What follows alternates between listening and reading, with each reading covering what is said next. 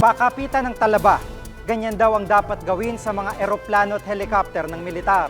Ano na nga ba ang estado ng ating hukbong panghimpapawid? Tipid na tipid ka, pero ubos agad ang load mo. Kilalanin ang Com Warrior Virus, ang pirata ng perang ikinakarga natin sa ating cellphone. Hindi pa inaani nakasangla ng palay. Ganyan daw ang buhay ng ating mga magsasaka, hindi na nakawala sa kuko ng 5-6. Personal naming inalam, sinaliksik ang bawat anggulo. Bawat detalye kinumpleto, ang lahat ng yan nakatala sa Reporter's Notebook.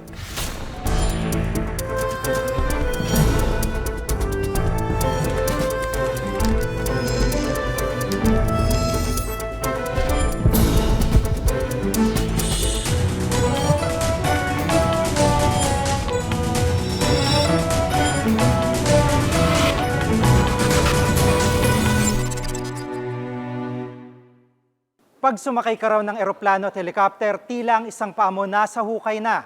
Pero pagka sumakay ka sa eroplano at helicopter ng militar, mukhang hanap mo talaga si kamatayan. Bakit nga ba kawawa ang ating Air Force?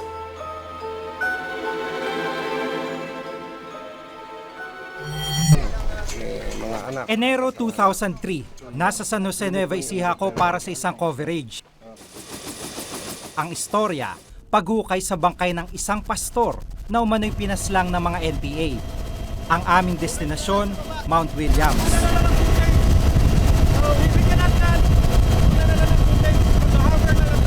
Pero sa ikatlong pagtatangka para kami makalanding sa bundok, itong nangyari.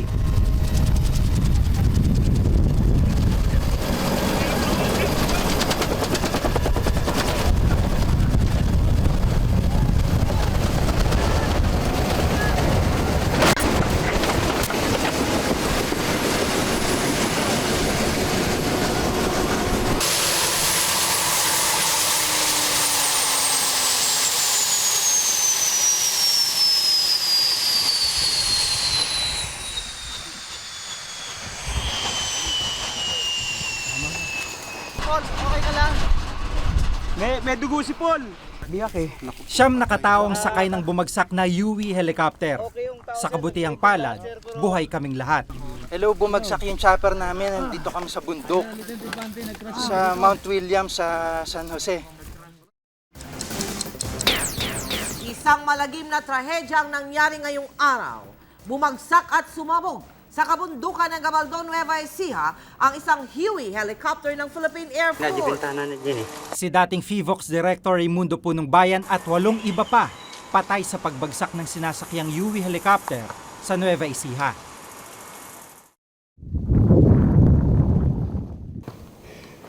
Kinabukasan, inakyat namin ang kinabagsakan ng UE. Ito yung bundok na kinabagsakan ng helicopter, dun mismo sa tuktok. Yung may nag-iisang punong yun, merong pababa doon, may bangin, doon nahulog yung helicopter. 4 na oras ang binuno namin sa pag-akyat. Matarik at mainit ang daan.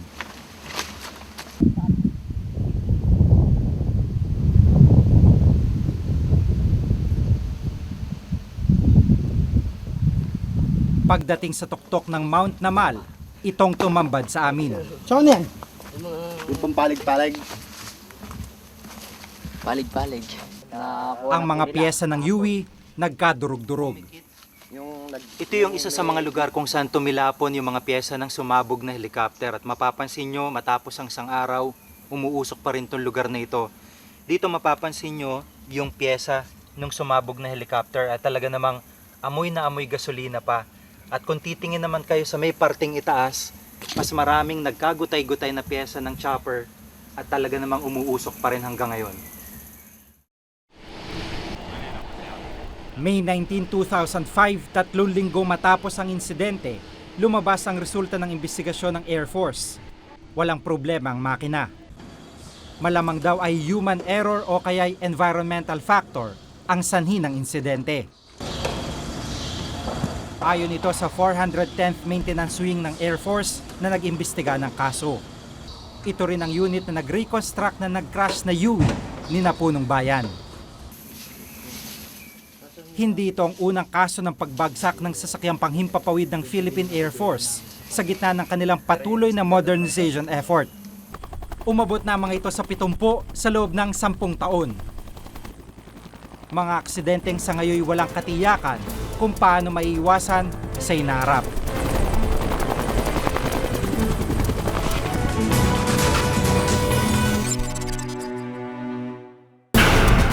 Napipilitang mangarne ng pyesa mula sa sirang aircraft ang mga technician. Ito na ang kinainat na ng mga sasakyang panghimpapawid na kinarne nila.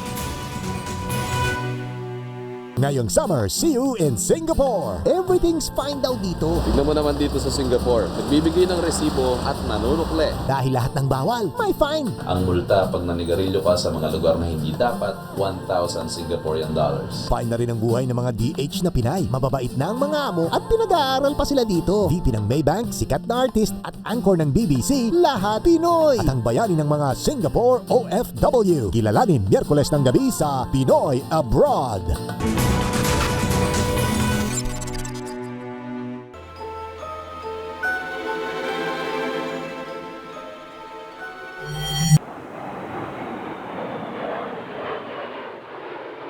Itong Blue Diamonds, hinangaan bilang pinakamahusay na precision aerial team sa Asia noong dekada 60 hanggang 70. Simbolo ng lakas ng hukbong panghimpapawid ng Pilipinas. Ngayon, ito na ang kinahinat na nila. Grounded. Nakatenga at unti-unti nang tinatabunan ng alikabok dito sa Clark Air Base. The grounding of the aircraft was instigated by a crash in May 2002, I think. May 4, 2002. And it started the grounding. Mula noon, hindi na lumipad. Ang 19 na F-5 na tinanggap ng Pilipinas mula sa Estados Unidos noong 1966 ang naging pangunahing fighter planes ng bansa. Tanging mga fighter planes sa may kakayanang lumaban sa kapwa-aeroplano o magsagawa ng air combat. Ngayon, tila wala na tayo ni isa nito. Wala tayong magamit ngayon from external attacks, no, or invasion. In the trend of world politics today, it's very remote that one country will try to invade another country. Dahil dito binansaga ng Air Force Review, isang international publication, ang mga aircraft na ginagamit ng Pilipinas sa pagbabantay ng Kalayaan Group of Islands tila inutil na puwersa. Kung ikukumpara sa ibang bansang umaangkin din sa Spratlys, nahuhuli na nga ang Pilipinas. Ang Malaysian Royal Air Force mayroong mga upgraded na F-18 at mga MiG-29 mula sa Russia at tinatayang mas matindi pa ang puwersa ng China. Ang Pilipinas nagkakasya na lang sa pagre-repair ng mga luma nitong sasakyan. Sa Villamor Air Base nga, ito ang aming nadatnan. Ito yung isa sa mga rescue helicopters ng Air Force na sumasailalim ngayon sa preventive maintenance.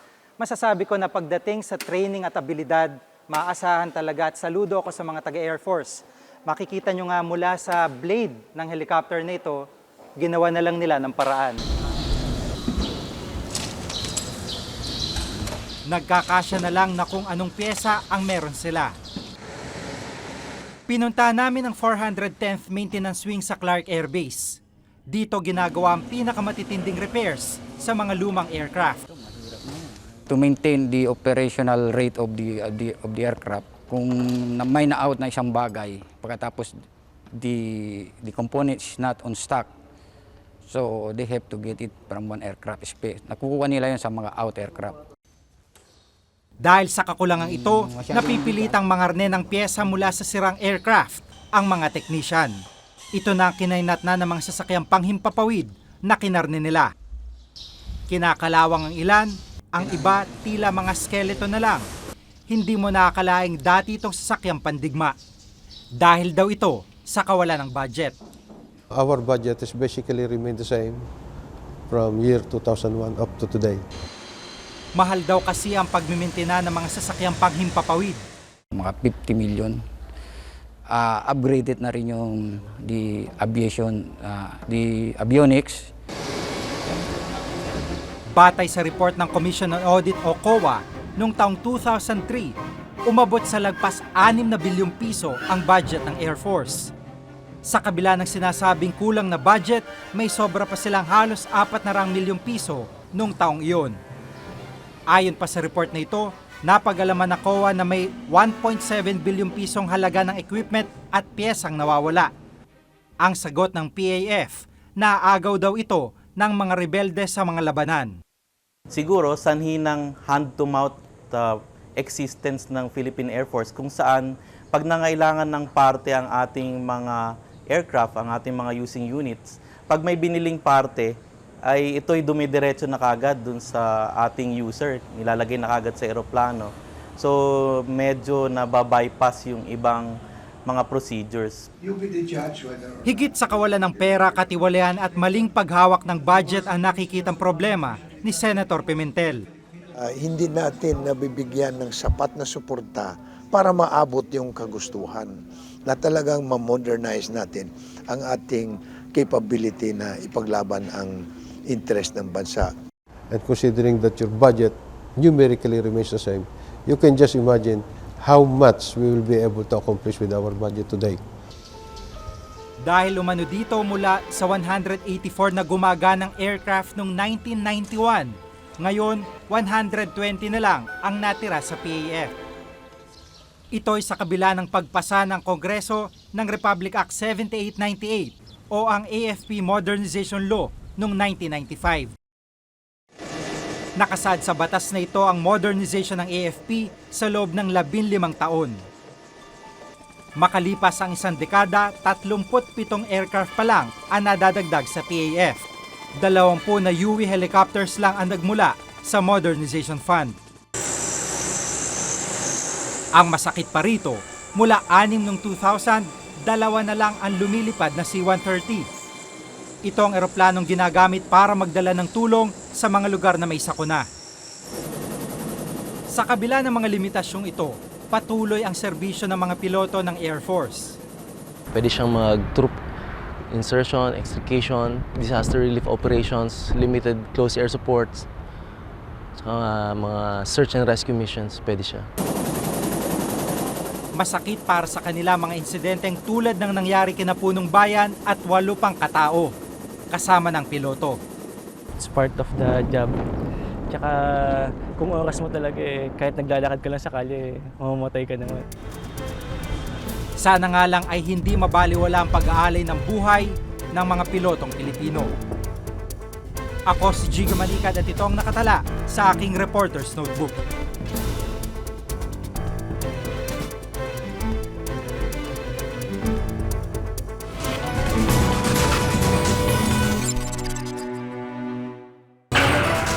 Sa idang load, sira pa ang baterya. Kilalanin ang bagong kumakalat na virus sa cellphone sa Reporter's Notebook. Ngayong summer, see you in Singapore. Everything's fine daw dito. Tignan mo naman dito sa Singapore, nagbibigay ng resibo at nanunukle. Dahil lahat ng bawal, may fine. Ang multa pag nanigarilyo ka sa mga lugar na hindi dapat, 1,000 Singaporean dollars. Fine na rin ang buhay ng mga DH na Pinay. Mababait na ang mga amo at pinag-aaral pa sila dito. VP ng Maybank, sikat na artist at anchor ng BBC, lahat Pinoy. At ang bayani ng mga Singapore OFW. Kilalanin Miyerkules ng gabi sa Pinoy Abroad. Kaloload mo lang pero nasaid agad ang ikinarga mo. Ubos agad ang load, diskargado rin agad ang baterya. Perwisyong dulot yan ng COM Warrior virus. Kilalanin ang bagong pesting ito at alamin kung paano iiwasan.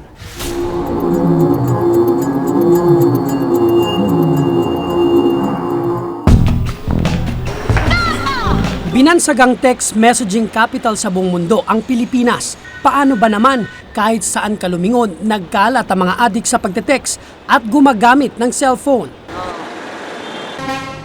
Katunayan, halos kalahati na ng ating populasyon ang mga cellphone subscriber sa bansa. Tinatayang halos 500 million text messages ang naipapadala sa isang araw. Habang umuusad ang teknolohiya, hindi rin nagpapaiwan ang industriya ng mga cellphone. Taon-taon nagiging mas high-tech, mainit sa mata, mas kaaya-aya. Pero habang mas nagiging high-tech ang mga ito, tila mas dumarami rin daw ang problema ng mga cellphones. sabihin niya, Noong nakaraang taon, umatake ang kauna-unahang virus sa mga cellphone, ang tinatawag na Caribe virus, na isasalin ito sa pamamagitan ng Bluetooth. Kapag naapektuhan ng Caribe virus ang cellphone, madaling nauubos ang baterya nito dahil paulit-ulit magpapadala ng mensahe ang cellphone. Tulad ng computers, na biktima na ng mga virus ang cellphone. Parang computer ito Cesar. No? Kumbaga, yung mga gumagamit ng internet, alam nila na kung hindi ka maingat sa paggamit ng computer mo, maaari kang ma-infect ng virus. Ganun din sa mga cellphone na parang computer. Ang masaklap, taon-taon mas dumarami ang mga virus sa cellphone. Nitong Pebrero lang umatake ang tinatawag na Com Warrior virus. Ito ang virus na kumakalat sa Symbian Series 60 cellphones o ang mga cellphone na may Bluetooth at Multimedia System o MMS. Naipapasa ito kapag nakabukas ang Bluetooth. Hinahanap nito ang iba pang mga kalapit na cellphone na may Bluetooth para hawahan. Kayang-kaya nitong abutin ang mga cellphone hanggang 10 metro. Makatatanggap ang cellphone ng isang mensahe na nagpapanggap bilang isang free sex video o birthday greeting. Pagkatapos nito, lilitaw ang dialog box na nagtatanong kung gusto mong i-install ito at kapag tinanggap mo ito, nakapasok na ang virus sa cellphone. Ganito rin ang estilo sa MMS. Pag infected yung phone, ang gagawin niya, kung meron kang list of contacts sa phone mo, for example, random siya magsisend ng MMS message sa list of contacts mo. That is ComWar. Ayon sa mga eksperto, walang tigil na maghahanap ng cellphone na mahahawaan ang virus. Kada 30 minuto, kusa itong magpapadala sa ibang cellphone na nasa phone contacts ng cellphone. Ibig sabihin, sa loob ng 24 oras, 240 pesos ang inyong gastos sa MMS o 7,200 pesos kada buwan. Mabilis maubos kasi continuous yung Bluetooth transmission niya. Number 2 is yung load mo, maaaring mabawasan din dahil nagsasend siya ng MMS.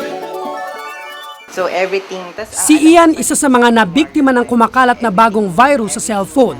Kakaload lang daw niya ng 300 pesos noon, pero laking gulat niya nang bigla na lamang naubos ang kanyang load. Kaya nag-load ulit siya ng 300 pero naubos pa rin ito. Sabi ko, hindi naman ako nag-send ng text, bakit may ganon? Tapos tinignan ko, punta ako sa outbox. Meron doon, 2 number, tas MMS, tas nakalagay basta resend at ganong time. Ganong time hindi siya nasend. Tapos yun, kinuwento ko nga dun sa friend ko. Tapos sabi niya, ini-infect nga daw ng virus.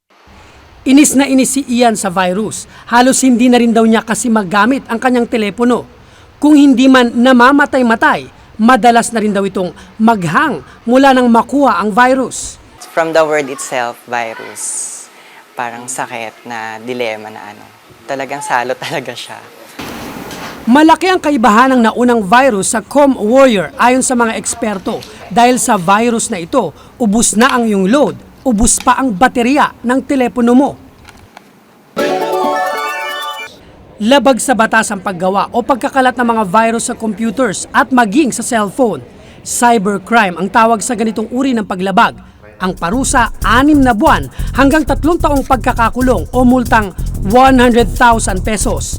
Sa kabila nito, wala pang nakakasuhan laban dito. Ang Anti-Fraud and Computer Crimes ng NBI ang naatasang magbantay sa problemang tulad nito. Ayon sa NBI, bagamat narinig na nila ang kumakalat na virus, wala naman daw formal na nagrereklamo sa kanilang tanggapan, kaya hindi sila makapagsagawa ng anumang investigasyon. Halimbawa, na-virus na yung phone ko, kung ako yung consumer, kung ako yung user ng cellphone, I might as well have it fixed. Aminado rin ang opisinang ito na mahirap tukuyin ang mga may gawa ng virus. Mahirap talagang i-trace. Actually, sa akin, ako hindi ko alam kung paano ako magsisimula. Kasi unang-una, wala kang suspect. Wala ka ring trail na susundan kung sino yung nag-send nito. Sa bilis ng virus na kumalat, dagsa ang mga tao sa ilang cellphone repair shops. Dito nga sa cellphone repair shop ni Romel, aabot sa 10 customer ang nagpapagawa sa kanya kada araw. 300 hanggang 500 pesos ang kadalasang singil ng mga cellphone technicians sa pagtanggal nila ng virus. Naubos na nga ang load at baterya ng telepono, dagdag pa ito sa gastos. Ayon naman sa Smart Communications, maliit na bilang lang ang nabibiktima ng Com Warrior virus base sa mga nagrereklamo sa kanila. Sa kasalukuyan, Cesar, wala pa masyado, no? Very minimal or very small effects. Sa dahilan na kukunti lang talaga yung mga cellphones na maaari maapektado ng ganitong virus. Mga 99% ng mga cellphone users, wala silang kailangan ikabahala, wala silang kailangan ikatakot dahil hindi naman apektado yung cellphone nila. Para makatulong sa kanilang subscriber, magsasagawa sila ng information drive para maituro kung paano iwasan ang Com Warrior virus. Kailangan itong mga kababayan natin gumagamit ng ganung klaseng computer, or rather na cellphone, na parang computer.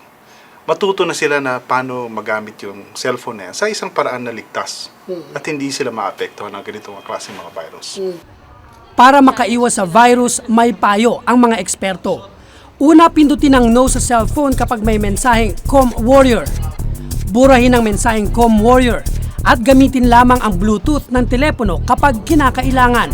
Huwag tatanggap ng Bluetooth message kung hindi kilala ang nagpadala. At higit sa lahat, kung may virus na ang inyong cellphone, agad patayin at ipagawa sa technician. Mabagsik, nakakaperwisyo. Salot ngang maituturing ang pagsulpot ng mga virus sa telepono. So, pinakaano na baka yung version? Sa pag-unlad ng teknolohiya na may kaakibat na perwisyo, tila wala nang magagawa ang tao, kundi ang mag-ingat na lamang. Ako si Cesar Apolinario at ito ang nakatala sa aking Reporter's Notebook.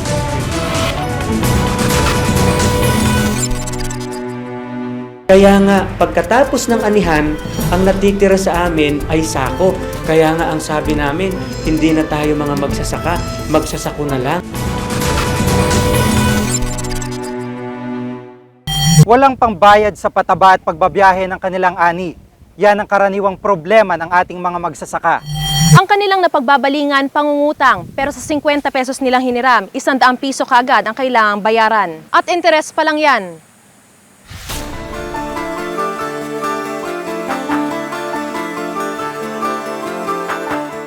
Si Lilia, may-ari ng isang tindahan sa Bagubantay, Quezon City. 2 anak na pinag-aaral. Ang kanyang kinakasamang asawa, walang trabaho. Solo niyang binubuhay ang pamilya, kaya kayod marino kung magtrabaho si Lilia. Pero minsan hindi sapat ang kinikita niya sa tindahan, kaya ang nagiging takbuhan niya, 5-6 na pautangan. Doon kami bumabagsak halos eh. Nakautang ka ng 5-6, tapos pagdating na yan na yung monthly bills, doon mo lang halos inilalagay. Diba? At saka yung daily needs mo. Kaya hindi mo pabayad yung 5-6 mo, ayan na naman, kuha ka na naman ng 5-6 uli. Marami ko eh. Noong nakaraang taon, nagpasya siyang mangutang ng 50,000. Para raw mabayaran niya ang ilang pa niyang pinagkakautangan na nagpatong-patong na. At dahil 5-6 nga, 20% o 10,000 ang interes nito kada buwan. Matapos ang isang buwan sa 60,000 na kailangan niyang ibalik, 40,000 lang ang kanyang nakayanan. Sa loob ng mahigit isang taon, hindi niya nabayaran ang 20,000 na natira sa utang, kaya lumobo ito sa 80,000. Kung tutuusin, mas malaki pa ang babayaran niya ngayon sa interes kaysa sa kabuuang halagang kanyang inutang. Araw-araw, 2,000 ang kailangan niyang bunuin para ipambayad. Ang kaso, hindi kaya ng bulsa niya ang ganitong halaga. Tuloy, lalo siyang nababaon sa utang. Talagang sa kakautang ng tao, doon siya malulubog. Talagang yan ang kaya kung maaari nga lang ako ngayon sa panahon ngayon, kahit 200 ayokong mangutang. Kasi yung ko, na-depress ako talaga. Kasi parang yung pagtiwala ng tao, nagbigay sa akin, hiyang-hiya ako, di ba? Si Lilia ay isa lamang sa 24 na milyong Pinoy na may utang ayon sa National Statistics Office. Sa bawat 10 tao daw, 3 ang may utang. Marami sa mga pautang, installment o hulugan ang bayaran. Kalimitan umaabot ng 20% ang tubo. Ayon sa mga eksperto, pagiging usurero o usurera na raw ang pagpapatong ng ganito kataas na interes. Noong 1960 ipinasa ang usury law, ipinagbabawal ng batas na ito na tumaas pa sa 12% ang interes ng anumang pautang. Pero noong 1982, isinuspinde ng Monetary Board ng Central Bank ang batas na ito. So ngayon, wala nang ceiling at base na doon sa pinagkasunduan ng nagpapautang at uutang kung ano yung kanilang interest rate. Bakit po naging ganun po inalis? Kasi para umano na yon sa market conditions na, kung ano yung market conditions, dapat maka-adjust yung mga rates ng pautang ng mga bangko sa mga tao. Dahil sa pagsuspinde ng usury law, maaaring magpataw ng gaano man kalaking interes sa nangungutang.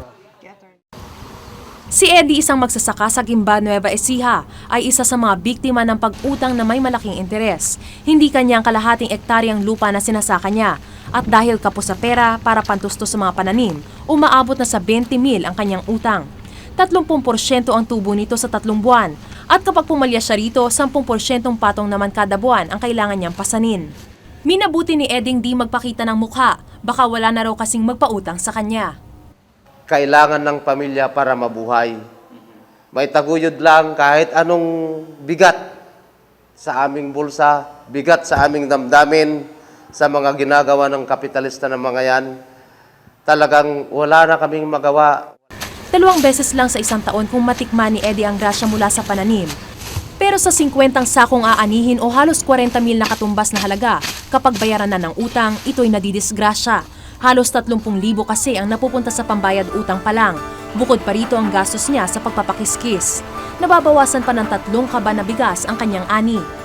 Bayad sa isang sako ng abono na inutang niya rin.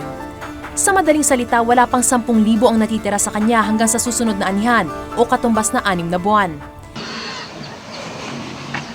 Dahil kapos na ang kita ni Eddie, kakailanganin na naman niyang mangutang para sa araw-araw na gastusin nila. Katunayan, bumibili na lang daw siya ng banlid o mga durog na bigas na tira sa kiskisa ng palay para makatipid. 8 pesos lang kasi ang kilo nito. Ginagamit itong panghalo sa kaning baboy. Pero sa tulad niyang butas ang bulsa, pinagtsatsagaan na lang ng misis niya na ihiwalay ang maaaring mapakinabangan pa. Nakamamanghang isipin na hindi umaabot ang bigas sa sikmura ng ilang tao na mismong nagtatanim ng binhi nito. Yun na rin lang ang talagang paraan. Yung medyo pwedeng isahing, parang hati kami. Imbes di pagkain na ng baboy sana, talagang hati pa kami dahil pwede rin namang kainin yun dahil wala na kaming magawa. Alam mo, ayon sa Kilusang Magbubukid ng Pilipinas o KMP, dahil walang ibang matakbuhan, pikit matang kumakapit sa patalim ang ilang magsasaka sa pag-utang sa mga usurero. ang aming ani ay pinambabayad sa mga usurero at yung iba naman ibinebenta para pambili ng aming pangkonsumo.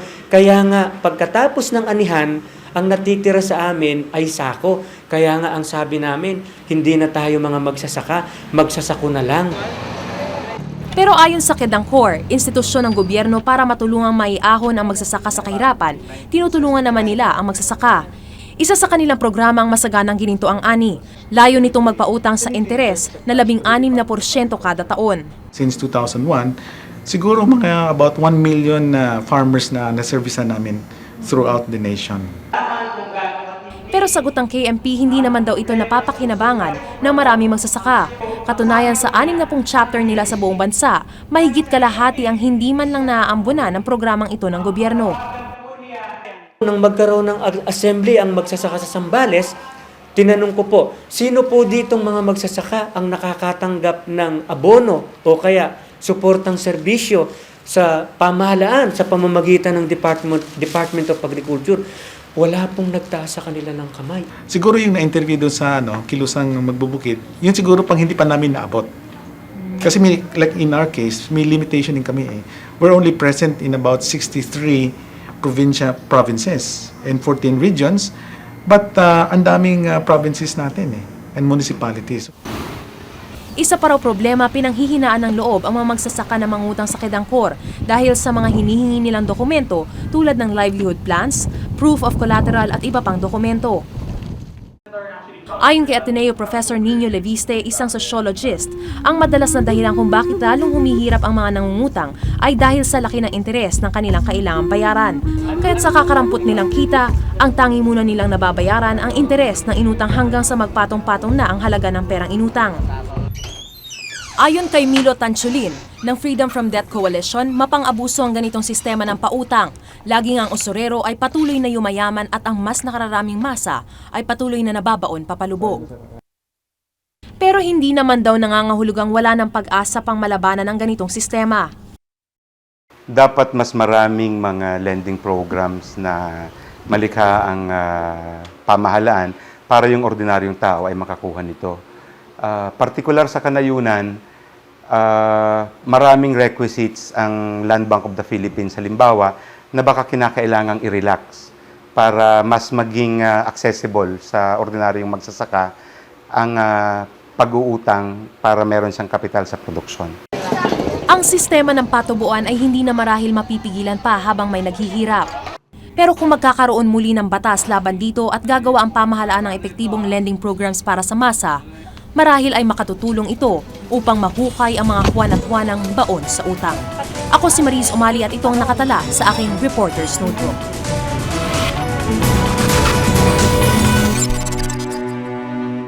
Harmless yan. Bakal lang yan. Piece of metal lang yan. Ito'y isa sa pinakamarahas na panahon ng ating kasaysayan. Itong krimen sa bawat araw gumagamit ng lisensyadong baril. Pero ang armas na ginagamit laban sa atin sa mga pulis din daw nang gagaling. Alam nila na pag yung papel mo kahit pa isa-isa may mapapala sila. Paano kung ang pangprotekta pinagmumula ng kasawian sa iba? Hindi ka na mag-iisip. Dapat ba tayong bigyan ng License to Kill Eyewitness? Kung may nais kayong ipasiyasat na isyo balita, maaari kayong tumawag sa aming numero 928-4239. Maaari rin kayong mag-email sa amin sa reportersnotebook@gmanetwork.com. Para sa malalimang pagtingin sa issue at balita, samahan niyo kaming muli sa susunod na Martes. Ako si Maki Pulido. Ako si Jiggy Manikad at ito ang Reporter's Notebook.